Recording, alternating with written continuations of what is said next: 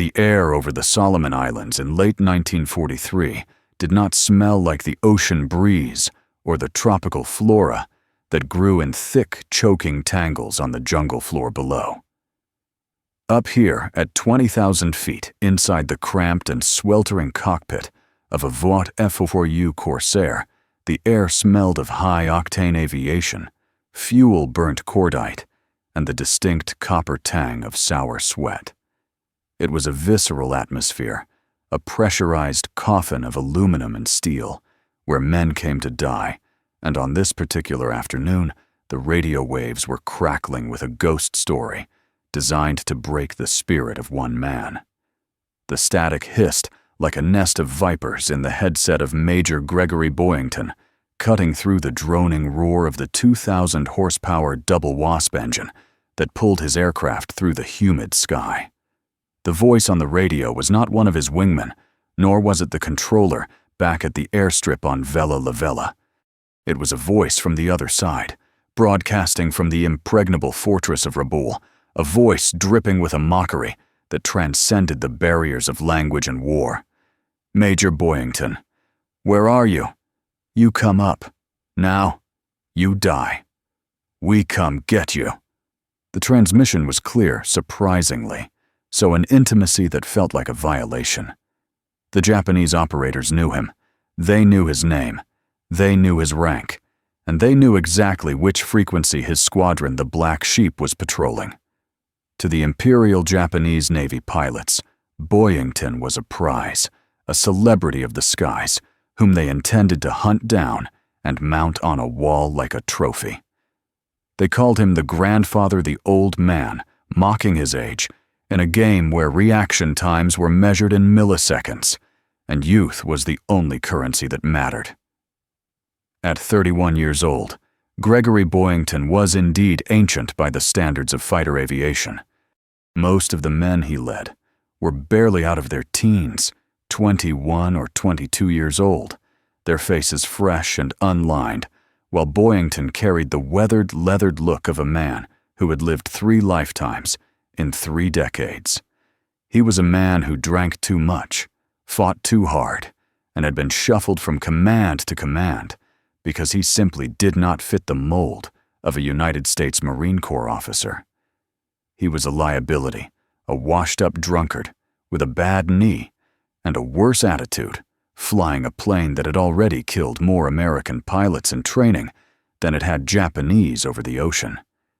But as that taunting voice echoed in his ears, warning him of his impending death, Boyington did not feel fear. He felt a deep, smoldering rage that started in his gut and worked its way out to his gloved hands, tightening his grip on the control stick until his knuckles turned white beneath the leather. The Japanese intelligence officers thought they were breaking him down, chipping away at his morale, by reminding him of his mortality, reminding him that he was just an old pilot in a young man's war. They did not understand that they were merely stoking a furnace. They saw a broken man, a relic of the Flying Tigers, who should have been flying a desk in San Diego, not leading a fighter sweep over the most heavily defended airspace in the South Pacific. They called him Pappy to insult him, to minimize him, to paint him as feeble. They did not realize that in the brutal Darwinism of aerial combat, you do not get to be old unless you are exceptionally dangerous. You do not survive the skies over China and Burma and the Solomons by being lucky. You survive by being a predator. And the predator in the cockpit of the Corsair adjusted his throttle, listened to the mockery one last time, and pressed the transmit button on his throat microphone. "Come and get me, you bastards." Boyington growled back, his voice rough from whiskey and exhaustion, defying the protocol that demanded radio silence.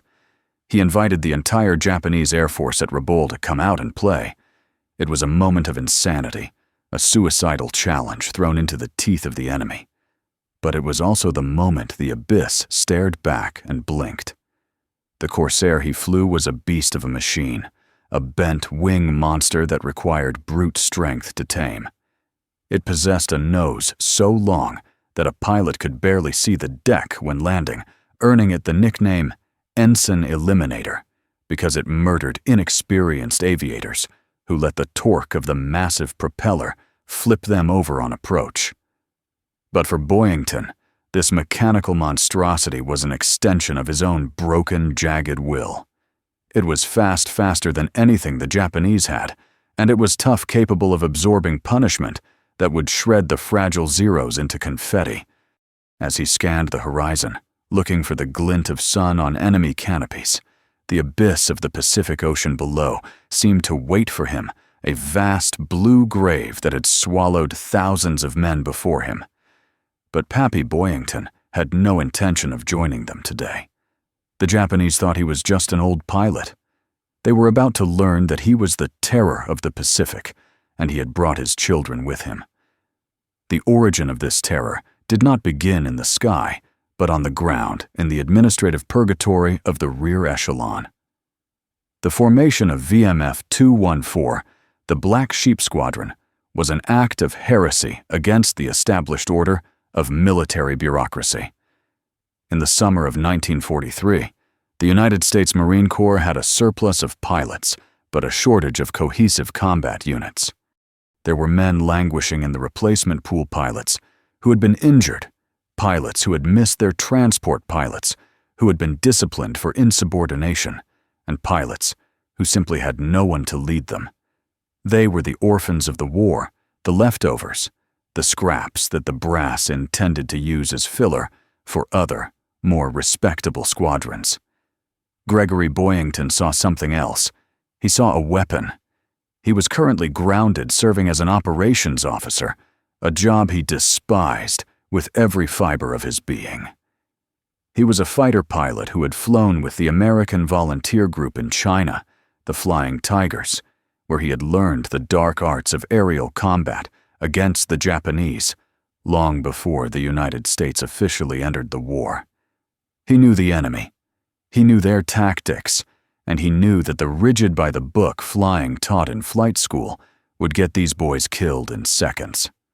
Boyington bullied, cajoled, and maneuvered his way into a meeting with the brass, proposing a radical idea. Give him the strays. Give him the unassigned pilots, the troublemakers, the ones nobody else wanted. He would take them, whip them into shape, and form a squadron that could be deployed to the forward bases within weeks. It was an absurd proposition. A squadron usually took months to train and bond. Boyington was promising to do it in days. The command, desperate for planes in the air to support the island-hopping campaign up the Solomon's ladder toward Rabaul, agreed, likely assuming that Boyington would fail or die in the process. They gave him the designation VMF 214, a number that had belonged to a squadron that had been rotated out for rest. They gave him the pilots, but they gave him no planes. The Black Sheep were a squadron of nomads, technically known as a replacement squadron, meant to fly whatever aircraft were available at the forward bases. They would not have their own mechanics. They would not have their own shiny new Corsairs with their names painted on the side. They would fly machines that were battered, war-weary, and patched together with duct tape and prayer. The heresy continued in the way Boyington trained them. He gathered these 20-odd young men, many of whom looked at him with a mixture of skepticism and awe, and he threw the rulebook into the trash. He told them that he didn't care about saluting. He did not care about uniforms. He did not care about the spit and polish that the Marine Corps prized so highly. He cared about two things: shooting down Japanese airplanes and bringing his pilots home alive. He taught them the lessons he had learned in the skies over Rangoon. He taught them that the Japanese Zero could outturn a Corsair in a phone booth, and that if they tried to dogfight a Zero on its own terms, turning and burning in a horizontal fight, they would die. The Zero was made of lightweight duralumin, lacking armor plate and self-sealing fuel tanks, making it an agile kite that could dance around the heavy American fighters. The Corsair, by contrast, weighed nearly 6 tons fully loaded. It was a brick with wings, but it was a fast brick. Boyington drilled it into their heads: use your speed, use your altitude. Dive on them, hit them with your .650 caliber machine guns, and use the momentum to zoom back up into the safety of the heights. Slash and run. Boom and zoom. Never get slow. Never get low. He was a heretic in the Church of Military Aviation, preaching a gospel of survival over valor. He told them that there was no honor in a fair fight. If you saw an enemy, you shot him in the back. If you saw him on the runway, you strafed him before he could take off. If you saw him in a parachute, well, that was a moral gray area that haunted many. But Boyington was focused on the absolute destruction of the enemy's ability to wage war. He drank with his men, played poker with his men, and brawled with his men. He was not a distant commander sitting in a tent. He was the oldest brother, the patriarch of a dysfunctional family of killers. He suffered from the tropical diseases that plagued them all, the malaria and the dysentery, and he suffered from the withdrawal shakes when the alcohol ran dry. But when he climbed onto the wing of a Corsair, strapped himself into the parachute harness, and slid the canopy shut, the shakes vanished. The broken man became a machine. This was the transformation he demanded of his black sheep. He demanded that they leave their fear and their humanity on the ground and become instruments of precision violence in the air. The technical mastery required to fly the F-4U Corsair in combat was immense. The engine, the Pratt & Whitney's R2800, generated so much torque that if a pilot slammed the throttle forward too quickly on takeoff, the plane would literally torque roll into the ground, killing the pilot instantly. The visibility over the long nose was non-existent while taxiing. Pilots had to turn weaving back and forth just to see the runway ahead. In the air at 350 miles per hour, the controls stiffened, requiring immense physical strength to manipulate. It was a physical workout, a wrestling match with gravity and aerodynamics. Boyington taught his men the intricate geometry of deflection, shooting how to aim not where the enemy was, but where he would be in 2 seconds.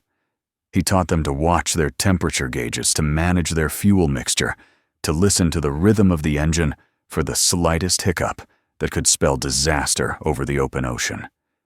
But the greatest heresy of all was the spirit he instilled in them. They were the outcasts, and they embraced it. They chose the name Black Sheep because they were the unwanted sons of the Marine Corps. They commissioned a logo, a shield with a black sheep, a bar sinister indicating bastardy and the Corsair. They were not fighting for the flag, or for mom and apple pie, or even for the Marine Corps in the abstract. They were fighting for Pappy. They were fighting for the man who had taken them from the scrap heap and told them they were the best damn pilots in the Pacific. And as they prepared to launch their first major offensive sweeps towards Rabaul, the Japanese stronghold that bristled with hundreds of anti-aircraft guns and swarms of Zeros, they were not flying as a collection of replacements. They were flying as a pack of wolves led by an old, battered, hungover alpha male who had just been told over the radio that he was going to die. The audaciousness of their tactics was matched only by the mechanical brutality of their aircraft. The Corsair was armed with 6 Browning M250 caliber machine guns, 3 in each wing. When triggered, these guns unleashed a combined rate of fire of nearly 5,000 rounds per minute. The sound was not a rattle, but a tearing roar, a chainsaw ripping through the sky. The projectiles were massive, capable of punching through engine blocks, shattering cockpits, and igniting the volatile fuel tanks of Japanese aircraft. Boyington taught his men the convergence zones, the specific distance where the streams of bullets from both wings met in a single, devastating point of impact. He taught them to get close, closer than they were comfortable with, to ensure that when they pulled the trigger, the enemy simply ceased to exist. He stripped away the romance of flight and replaced it with the cold, hard physics of ballistics. The stage was set for a confrontation that would become legend. The Japanese at Rabaul, confident in their numbers and their superior maneuverability, looked at the radar screens and saw the incoming blips. They heard the challenge on the radio. They launched their interceptors, the nimble Zeros, and the newer, faster Tonys and Georges, climbing to meet the Americans. They expected the usual tactics. They expected a regimented formation that would break apart under pressure. They did not expect the black sheep. They did not expect a squadron that fought with the desperation of men who had nothing to lose, led by a man who treated death like an old drinking buddy he was trying to avoid for just one more round.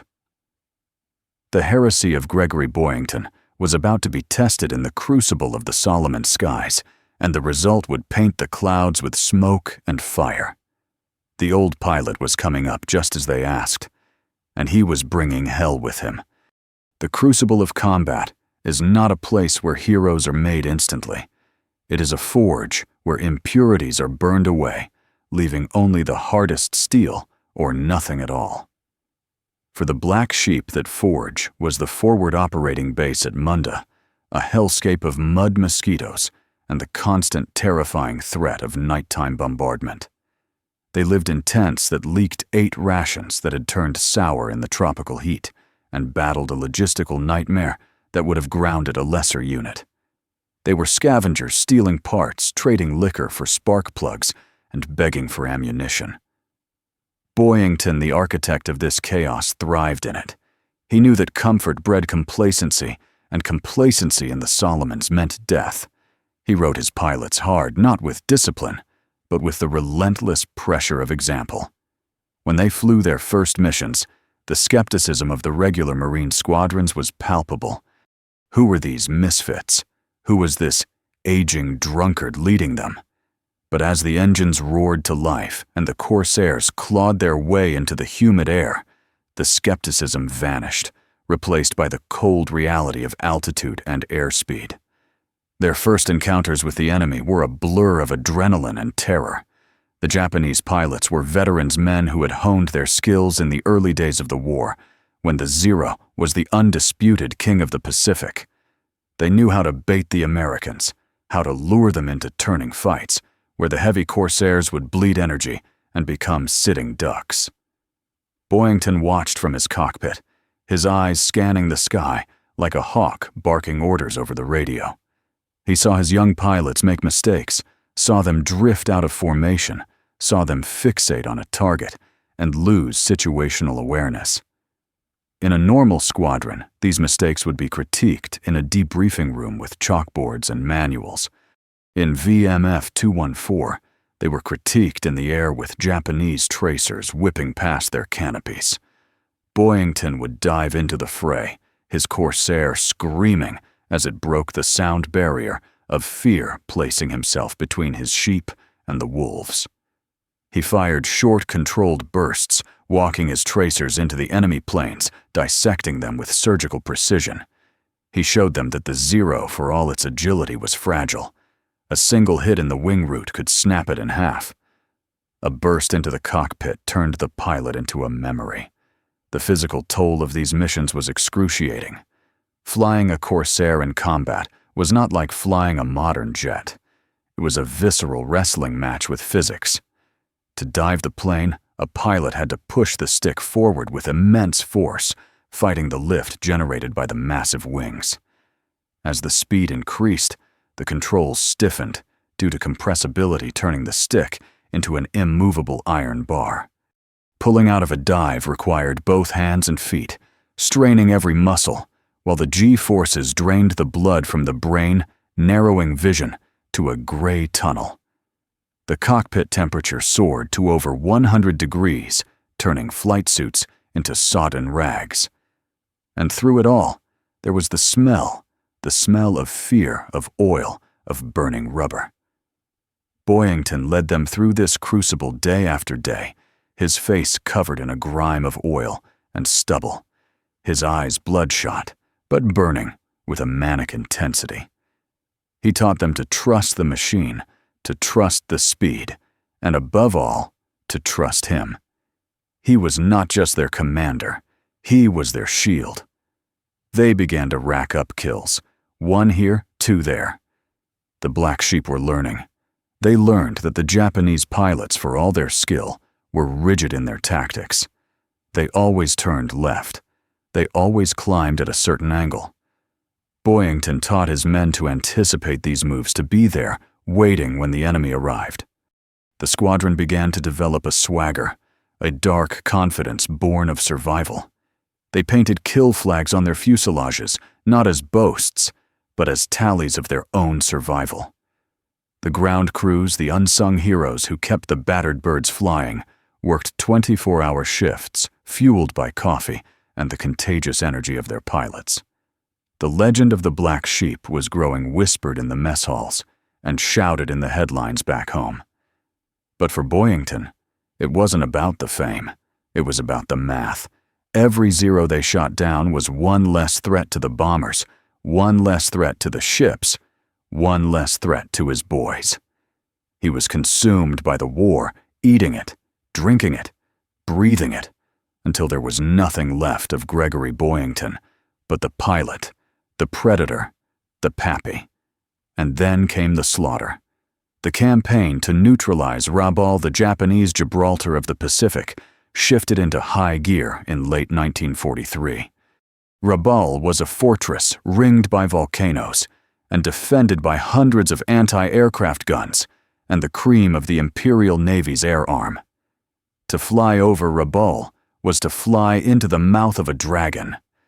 The sky was black with flak, a curtain of exploding steel that could tear a wing off a bomber or turn a fighter into a fireball. But Boyington did not shy away. He led the Black Sheep straight into the heart of the enemy's power. This was the moment he had challenged them to. This was the invitation he had issued over the radio. And the Japanese accepted. They launched everything they had. Swarms of Zeros rose from the airfields at Lakunai and Vunakanau, climbing to meet the American intruders. It was not a skirmish. It was a collision of armies in the stratosphere. The battles that ensued were chaotic, swirling melees that defied description. The sky was filled with hundreds of aircraft, a three-dimensional chessboard, where death moved at 400 miles per hour. Boyington was in his element. He flew with a cold, calculated fury, his corsair weaving through the enemy formations like a shark through a school of tuna. He did not just shoot down planes, he dismantled them. He would spot a Zero latching onto the tail of a Hellcat or a Corsair, roll his plane inverted, and dive the engine screaming as he gained speed. He would close to within 50 yards, so close he could see the rivets on the enemy's skin and unleash a torrent of .50 caliber fire. The Japanese planes would disintegrate wings, shearing off fuel tanks erupting in blossoms of orange flame. He was a conductor of an orchestra of destruction, and his baton was the control stick of his Corsair. The fighter sweep became his signature tactic. Instead of tethering his fighters to slow-moving bombers, Boyington convinced command to let him take the Black Sheep ahead to sweep the skies clean before the heavies arrived. It was a hunting expedition. They would arrive over Rabaul Circle provocatively and dare the Japanese to come up. And when they did, the slaughter began. On one particularly violent day, the Black Sheep claimed 12 kills without losing a single pilot. The radio chatter was a cacophony of warnings and triumphs. Scratch 10, bandit at 4 o'clock, break left, break left. Through it all, Boyington's voice remained the anchor, the gravelly baritone that guided them through the storm. He was racking up kills at a staggering rate, closing in on the Marine Corps record held by Joe Foss. The press loved him. He was the bad boy hero, the cigar-chomping, hard-drinking authority defying ace who was beating the Japanese at their own game. But the slaughter took its toll. The stress was unimaginable. Pilots would land their planes, their hands shaking so badly they couldn't light a cigarette. They would stare into space, the 1,000-yard stare of men who had seen too much death. Boyington felt it too. The whiskey bottles emptied faster. The nightmares became more vivid. But he could not stop. He was the engine that drove the squadron, the myth that held them together. If he cracked, they all cracked. So he pushed harder. He flew despite a broken ankle, despite burns, despite exhaustion that went down to his marrow. He was chasing something more than just victory. He was chasing immortality, or perhaps oblivion. He knew the odds. He knew that in this game, the house always wins eventually. You can be the best pilot in the world, but all it takes is one lucky shot, one unseen enemy, one mechanical failure. He was playing Russian roulette with a fully loaded cylinder, and he kept pulling the trigger, laughing at the click. By January 1944, Pappy Boyington had tied the record, 25 confirmed kills. Though in reality he had likely shot down many more over China that were never officially counted. The pressure to break the record was immense. The brass wanted a hero. The public wanted a legend. Boyington just wanted to fly. On January 3, 1944, he led a massive sweep over Rabaul. It was to be his coronation, the day he would become the ace of aces. But the Japanese had other plans. They were waiting. As the Black Sheep initiated their attack, they were bounced by a massive formation of enemy fighters. The trap was sprung. Boyington, ever the aggressor, dove into the middle of the pack, his wingman Captain George Ashman glued to his side. They fought like demons, twisting and turning, guns blazing. Boyington blasted 1-0 out of the sky, his 26th kill. The record was broken. But there was no time to celebrate. The sky was thick with enemies. Ashman's plane was hit. Smoke trailed from his engine. Boyington, violating every rule of self-preservation, stayed with him, trying to protect his wingman, trying to fend off the sharks that smelled blood. It was an act of supreme loyalty, and it sealed his fate. A swarm of Zeros descended on them. Ashman's plane exploded. Boyington, alone and surrounded, fought on. His Corsair shuddered as bullets tore through the fuselage. The cockpit filled with smoke. The fuel tank ignited. The heat was searing, melting the skin on his face. He was burning alive. With a final desperate effort, he jettisoned the canopy and threw himself out of the dying machine. The wind tore at him, the silence of the slipstream replacing the roar of battle. He pulled the ripcord. The chute blossomed. He drifted down towards the St. George Channel, a tiny, vulnerable speck of white against the vast blue of the ocean. Above him, the Japanese pilot circled, strafing him as he hung helpless in the harness. He took a bullet to the calf, the groin, the arm. He hit the water hard, the salt stinging his open wounds. He inflated his life raft, a tiny yellow rubber coffin, and waited for the world that was the end. Pappy Boyington vanished. No one saw him go down. No one saw a parachute. The Black Sheep returned to base their formation, missing its leader. The silence on the radio was deafening. They waited for the growl, for the joke, for the order to land. But there was only static. A massive search was launched, but the ocean keeps its secrets well. After days of searching, Major Gregory Boyington was declared missing in action, presumed dead. The news hit the squadron like a physical blow. The invincible old man was gone. They held a memorial service, drinking a toast to his empty chair, weeping for the father figure who had led them through the fire. The Marine Corps awarded him the Medal of Honor, posthumously, the highest award for valor given to a ghost. The legend was cemented. He was the martyr, the hero who gave everything. But Pappy Boyington was not dead. He was a ghost. Yes, but a living one. Picked up by a Japanese submarine, he was thrown into the dark hold, beaten, starved, and interrogated. He was taken to Rabaul, the very fortress he had tormented, and paraded before his enemies. They did not execute him. He was too valuable. He was a trophy. He was shipped to Japan, to the secret interrogation camps, to the squalor of a Mori prison camp. For 20 months, he lived in a hell that made the cockpit of a Corsair seem like paradise. He was beaten daily with baseball bats. He was starved until his ribs threatened to pierce his skin. He was forced to work in the galley, stealing scraps of garbage to survive. He watched men die around him, their spirits broken. But Boyington did not break. The same stubborn, ornery defiance that had made him a nightmare for his superiors kept him alive in the camps. He learned Japanese. He stole food for the other prisoners. He kept his identity a secret from the general populace, a ghost in the machine of the Japanese war effort. The world moved on. The war in the Pacific raged to its bloody conclusion. Iwo Jima, Okinawa, Hiroshima. The Black Sheep continued to fight, carrying his legacy on their wings, but the man himself was a memory, a black and white photo in a newspaper. And then the war ended. The mushroom clouds rose, the emperor spoke, and the gates of the prison camps were thrown open. And out of the darkness, blinking in the sunlight, walked a ghost. When the news reached the United States that Gregory Boyington was alive, it was a resurrection. The dead hero had returned. He came home not in a coffin, but on his own 2 feet, scarred thinner, but unbroken.